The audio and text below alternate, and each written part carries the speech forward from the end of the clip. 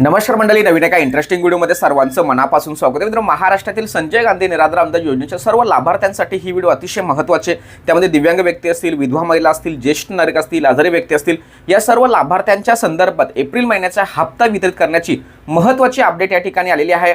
आणि संजय गांधी निराधार अनुदान योजना असेल, विधवा पेन्शन योजना असेल, वृद्धपकाळ योजना लाभार्थी असतील आणि श्रावणबाल योजना लाभार्थी असतील, या सर्व लाभार्थ्यांचे एप्रिल महिन्याचे पैसे त्यांच्या खात्यामध्ये वितरित होत आहे. आणि या संदर्भात अधिकृत माहिती या ठिकाणी आलेली आहे.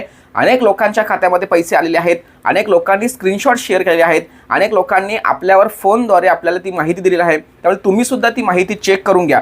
फक्त मित्रांनो, या ठिकाणी अतिशय खेदाची बाब अशी की दिव्यांग लाभार्थ्यांना एप्रिल महिन्याचा सध्या स्थितीला तरी हप्ता आलेला नाहीये. त्यामुळे फक्त आणि फक्त संजय गांधी निराधार अनुदान योजनेच्या लाभार्थ्यांना हा एप्रिल महिन्याचा सध्या स्थितीला पैसे वाटप करण्यास सुरुवात झालेली आहे.